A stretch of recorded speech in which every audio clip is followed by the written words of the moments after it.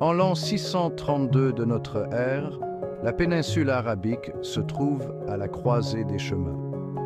Le prophète Mahomet, dernier messager de l'islam, vient de rendre son dernier souffle.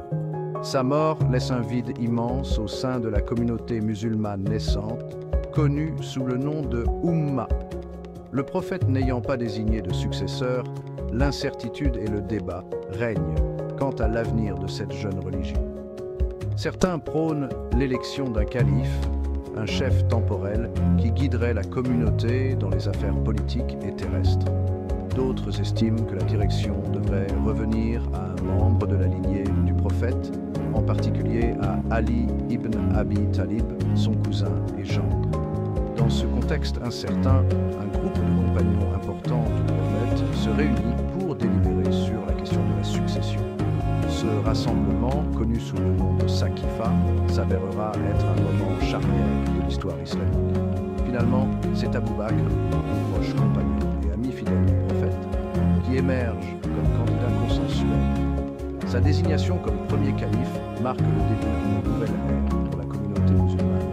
Une ère où la direction serait déterminée par la consultation et le consensus, principe connu sous le nom de Shura. L'accession d'Abu Bakr au califat ne marque pas le début d'une période de paix et de tranquillité. L'unité même de la communauté musulmane, encore fragile après la mort du prophète, est menacée par une série de soulèvements à travers la péninsule arabique. Ces soulèvements, connus collectivement sous le nom de guerre de Ridda ou guerre d'apostasie, représentent un défi de taille pour le leadership naissant d'Abu Bakr.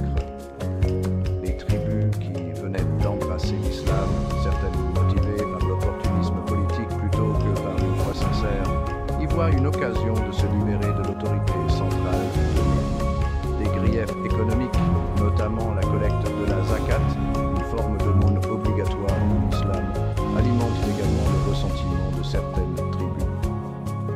Abu Bakr, faisant preuve de la même résolution et de la même détermination que celle qui lui avait valu le respect du prophète, agit rapidement pour mater les soulèvements. Il rallie les musulmans de Médine et lance une série de campagnes militaires contre les tribus rebelles. Ces campagnes, marquées à la fois par la diplomatie et par une action militaire décisive, mettent à l'épreuve la communauté musulmane encore jeune. Le succès d'Abu Bakr dans la répression des guerres de Ridda consolide l'unité de la communauté musulmane et assure la domination de l'islam sur la péninsule arabique.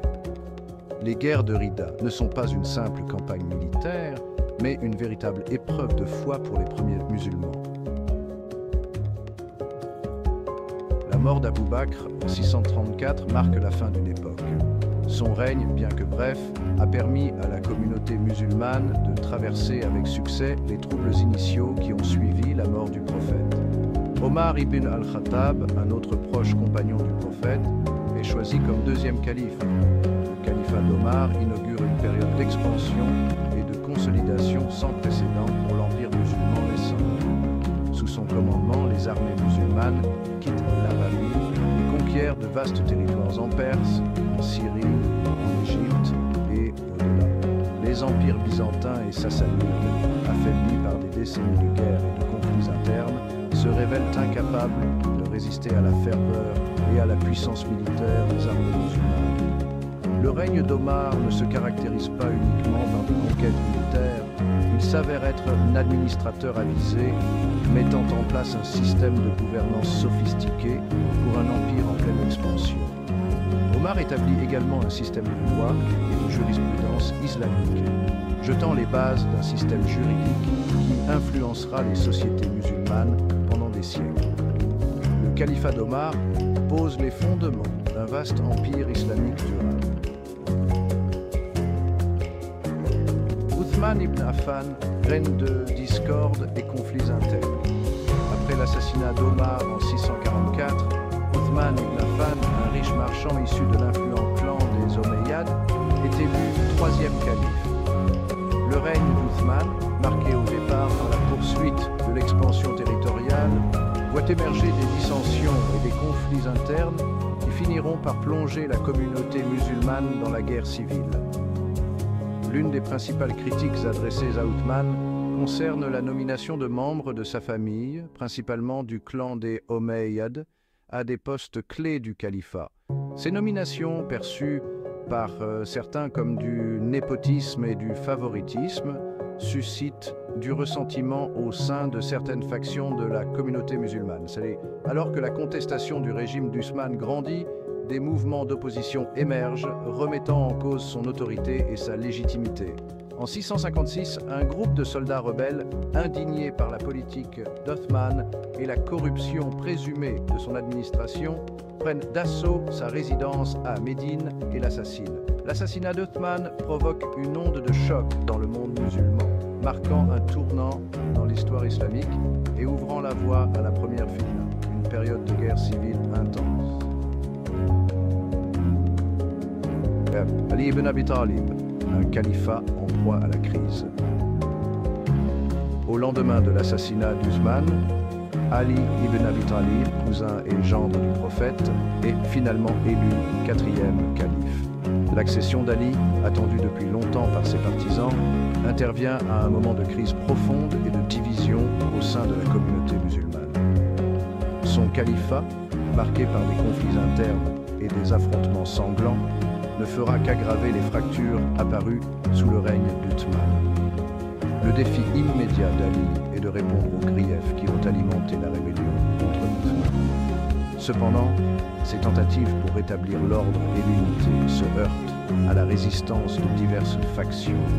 Aïcha, l'une des épouses du prophète, ainsi que d'autres compagnons importants, contestent le leadership d'Ali, l'accusant de complicité dans l'assassinat d'Othman.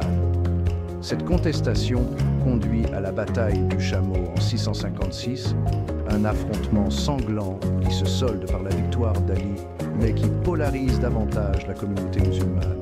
Le conflit s'intensifie lorsque Muawiyah, gouverneur de Syrie et membre du clan des Omeyyades, refuse de reconnaître l'autorité d'Ali. L'assassinat d'Ali en 661 par un assassin kharijite marque la fin tragique de son califat tumultueux, une période marquée par les conflits internes et les effusions de sang. La scission sunnite-chiite, un héritage de discorde et de division. L'assassinat d'Ali ibn Abi Talib s'avère être un tournant dans l'histoire islamique. Non seulement il met fin à la lignée du califat Rashidoun, les 4 premiers successeurs du prophète Mahomet, mais il consolide également les profondes divisions au sein de la communauté musulmane. Ces divisions, ancrées dans des points de vue divergents sur le leadership, l'autorité religieuse et l'héritage du prophète, conduiront à la scission sunnite-chiite, un schisme qui continue de façonner le paysage religieux du monde musulman aujourd'hui. Le terme sunnite, dérivé du mot arabe sunna, qui signifie tradition ou voie, désigne la branche majoritaire de l'islam. Les sunnites croient généralement que les 4 premiers califes, Abu Bakr, Omar, Othman et Ali, étaient les successeurs légitimes du prophète Mahomet. Le terme chiite, qui signifie parti ou faction, désigne les partisans d'Ali ibn Abi Talib. Les musulmans chiites croient qu'Ali était le successeur légitime du prophète Mahomet, désigné par Dieu. La scission sunnite-chiite, bien que souvent présentée comme une division monolithique, englobe un large éventail d'interprétations théologiques, juridiques et politiques au sein de chaque branche. L'islam sunnite et l'islam chiite partagent les principes fondamentaux de l'islam, notamment la croyance en un seul Dieu, la prophétie de Mahomet et la révélation divine du Coran. L'impact durable de la première fitna. La première fitna, une période de guerre civile et de conflits internes, a projeté une ombre sur l'histoire islamique. Elle a marqué la fin du califat Rashidoun et semé les graines de la division. La première fitna a vu l'émergence de lignes de fractures importantes au sein de la communauté musulmane. L'une des conséquences les plus profondes a été la scission sunnite-chiite. L'assassinat d'Othman ibn Affan et le conflit entre Ali et Muawiyah ont révélé des différences profondes. Les événements de cette période continuent de trouver un écho aujourd'hui, soulignant soulignant l'importance du dialogue